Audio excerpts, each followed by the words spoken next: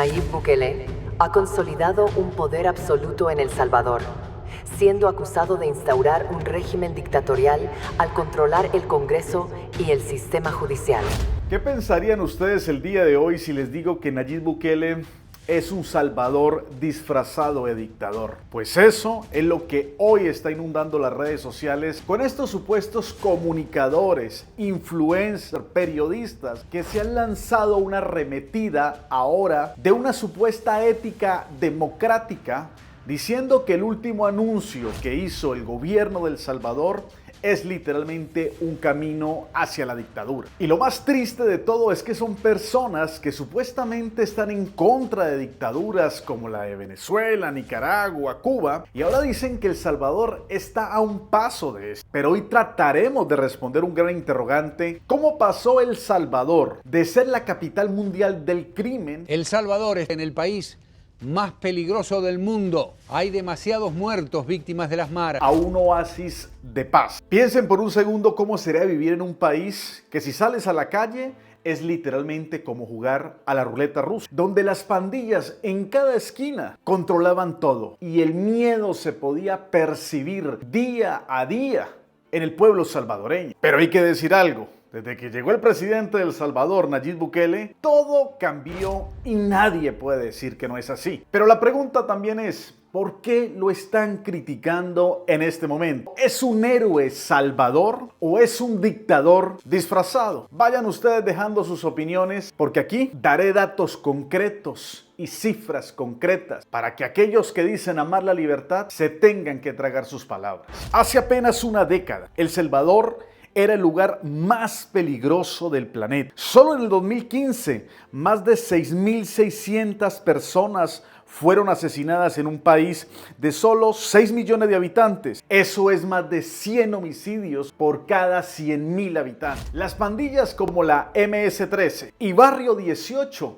eran literalmente los verdaderos reyes del crimen y la anarquía. Solamente si llegases a cruzar una frontera invisible, ese día no ibas a ver el atardecer. Controlaban barrios enteros, extorsionaban negocios, desaparecían, secuestraban, torturaban, violaban. Los padres tenían que esconder a sus hijos, mirar la forma de cómo sacarlos al exterior, los que tenían algún tipo de forma. Los negocios cerraban al atardecer y la esperanza en ese momento literalmente no existía. Entonces, ¿por qué personas que no vivieron eso en carne propia se siguen metiendo con las decisiones del pueblo de El Salvador? Es un gran interrogante que hoy yo quiero que ustedes me ayuden a resolver. Pero en el 2019 llegó Nayib Bukele a la presidencia y principalmente con dos medidas todo empezó a cambiar. Lo primero, Plan Control Territorial, y el estado de excepción en el 2022 puso un freno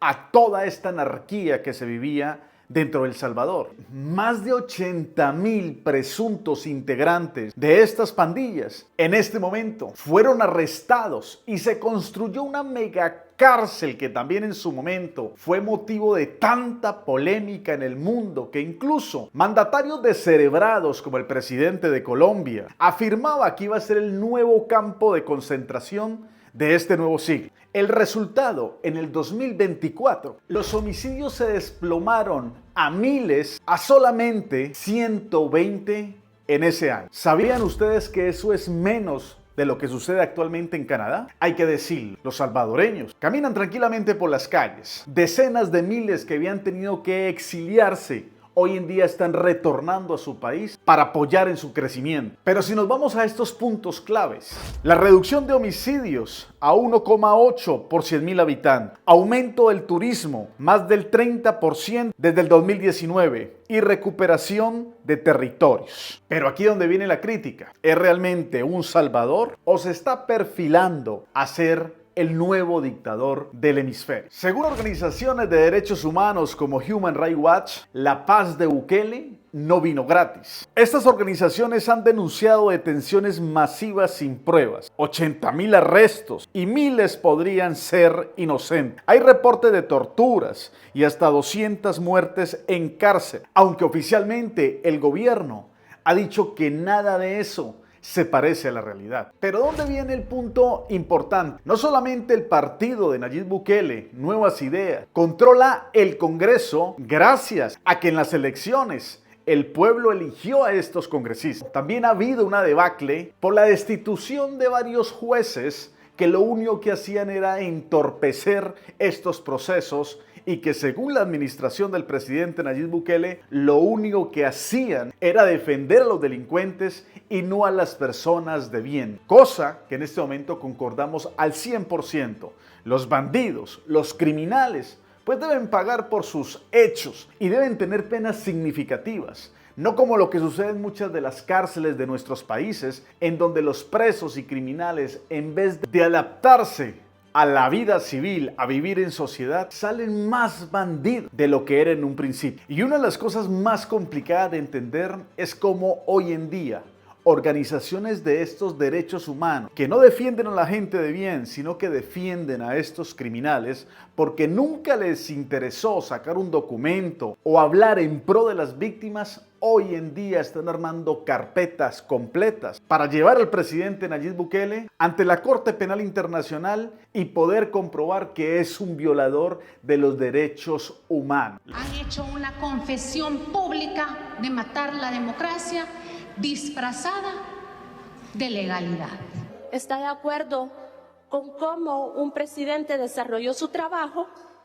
Pues puede volver a votar por él. El periodo presidencial a 6 años. Se han ampliado los mandatos de 5 a 6 años y se ha eliminado la segunda vuelta. Además, se ha cortado en 2 años la actual presidencia para que las próximas elecciones generales coincidan con las legislativas y municipales en el 2027. Lo cierto es que mientras que en El Salvador la gente puede elegir a su presidente libremente, en las dictaduras le pasan por encima las tanquetas solamente por protestar.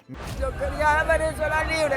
La última esperanza y nos las arrebataron porque Maduro es un perro y no quiere soltar el mandato, es un perro, suelta el mandato y déjanos libres, déjanos regresar a casa. ¡Saquen esa rata!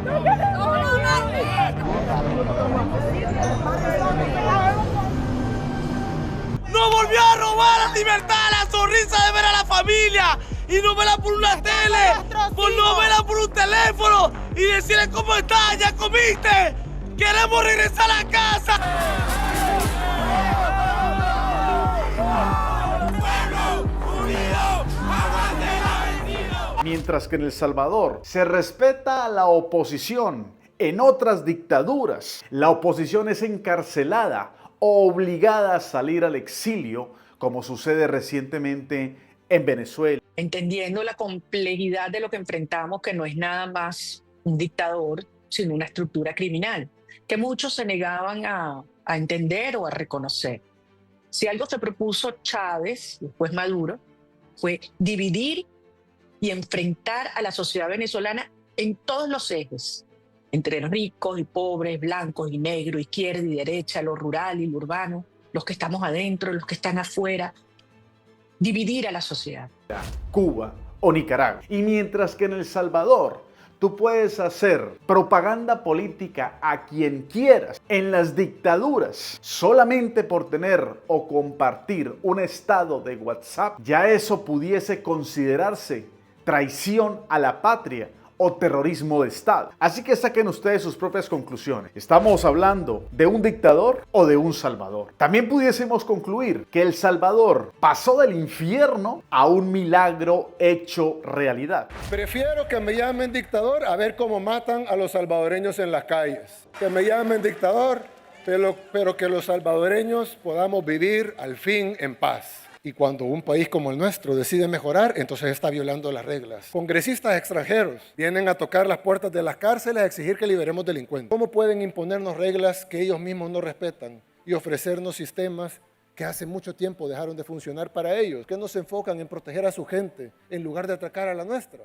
Y aquí quiero hacer una pregunta mucho más profunda. ¿Podrá este presidente cool seguir siendo el héroe de millones, no solamente adentro de El Salvador, sino afuera? ¿O su reinado infinito, como lo han catalogado algunos pseudo periodistas, pueden llevar a El Salvador a un camino peligroso. Dejen sus opiniones, dejen sus comentarios, porque sí nos gustaría saber qué piensan ustedes. Que viva la libertad, que viva la democracia, y ojalá muchos países tuviésemos a un presidente como Nayib Bukele para que ponga en sintonía y ponga realmente a los criminales donde tienen que estar, detrás de una red. Soy Fabián Di Costa. Un abrazo gigante para ustedes y nos vemos en la victoria por la libertad de nuestro continente. Dios los bendiga. Nos vemos en un próximo video o en un próximo directo. Hasta muy pronto.